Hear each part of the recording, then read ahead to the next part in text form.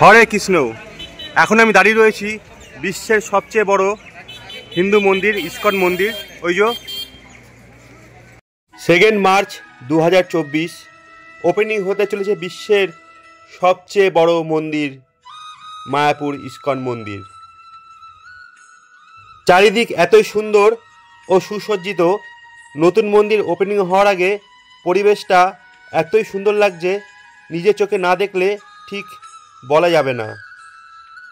উড়িষ্যা থেকে আগত ব্যান্ড পার্টির আওয়াজ চারিদিক সুমধুর সুকণ্ঠে ভরে উঠেছে। আর বন্ধুরা, তোমরা তো দেখেই বুঝতে পারছ, লাখে লাখে দর্শনার্থী প্রবেশ করছে। আমরাও এখন মূল মন্দিরের ভিতরে প্রবেশ করছি। চলুন দেখানো যাক ভিতরের দৃশ্যগুলো। সিঁড়ির উপরে হলুদ কার্পেট, দুর্দান্ত লাগছে। এর উপর যে সূর্যের আলো পড়ছে এবং এই দৃশ্য দুর্দান্ত, না দেখলে বোঝা যাবে না। ঢুকে পড়লাম মূল মন্দিরের ভিতর। দেখতে পাচ্ছেন শ্রী বিষ্ণুর মূর্তি। এই মূর্তিটি কিন্তু আয়তনে বিশাল, কত ফুট ঠিক বলতে পারবো না, কিন্তু 5-6 জন লম্বা মানুষের মতোই। মন্দিরের ভিতর প্রভুপাদের মূর্তি।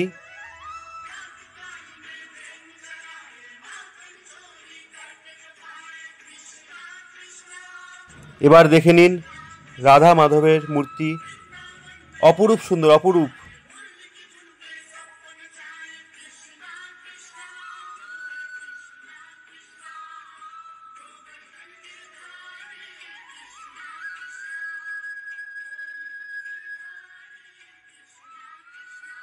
ঠিক মূল মন্দিরের প্রবেশ করার নিচেই রয়েছে প্রভুপাদের জীবন সংক্রান্ত সম্পূর্ণ বিবরণী একটি মিউজিয়াম।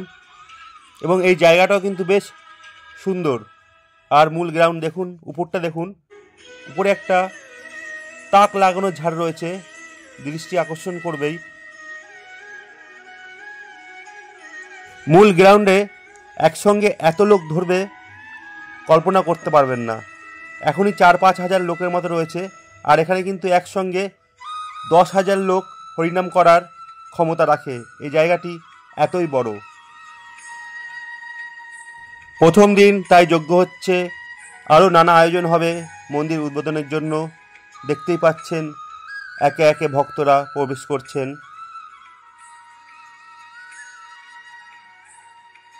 এখন দর্শন করুন প্রভু নরসিংহদেবকে। মূল মন্দিরের ঠিক ডান পাশেই কিন্তু নরসিংহদেবের মন্দির। এই সবুজ পিলারটার নাম কীর্তনম পিলার। এই পিলারটির নাম স্মরণম পিলার।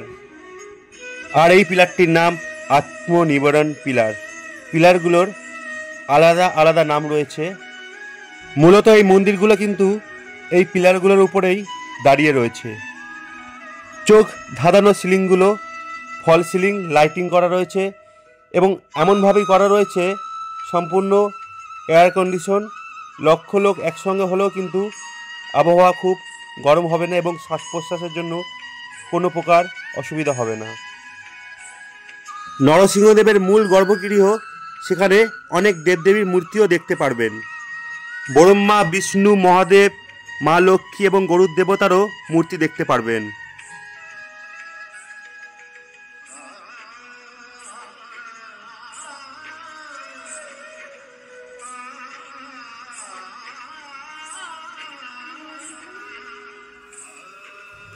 একসঙ্গে হাজারের বেশি ভক্ত, কি বলবো, নিজের চোখে দেখছি আর মনটা শান্তিতে ভরে উঠছে। একে একে মূল প্রভুরা আসবেন এবং প্রথম দিন যেহেতু, তাই অনেক নীতি, অনেক নিয়মকানুন মানা হবে।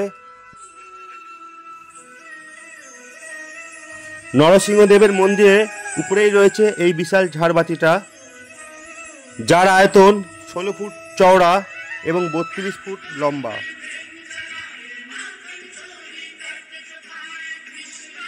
আর এখন দর্শন করতেই পারছেন প্রভু নরসিংহদেবের মূর্তি।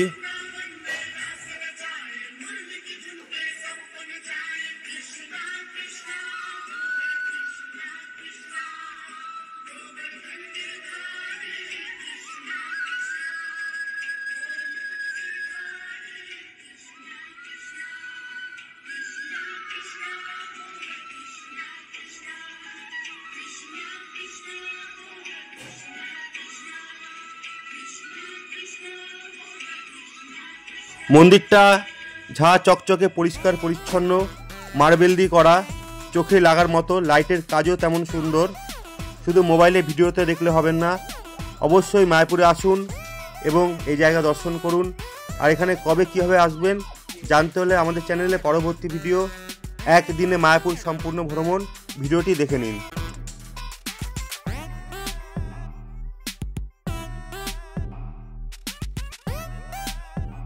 আর এই ভিডিওটি দেখার জন্য চ্যানেলটি অবশ্যই আপনাকে সাবস্ক্রাইব করে রাখতে হবে, তাই দেরি না করে এখনই সাবস্ক্রাইব করে রাখুন।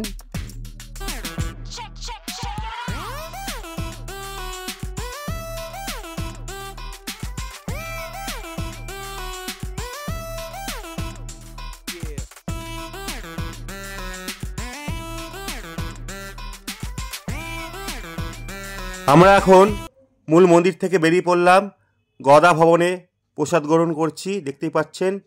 এর উপরেও চ্যানেলে ভিডিও আছে, দেখে আসতে পারেন। তাই এখানে আসলে অন্যান্য যে সুবিধা, কোথায় থাকবেন, কি খাবেন, সেই ভিডিওগুলো দেখে আসতে পারেন, ভালো লাগবে। আর এখানে আসলে অবশ্যই এই যে গোশালা, মায়াপুর গোশালায় একবার ঘুরে যাবেন।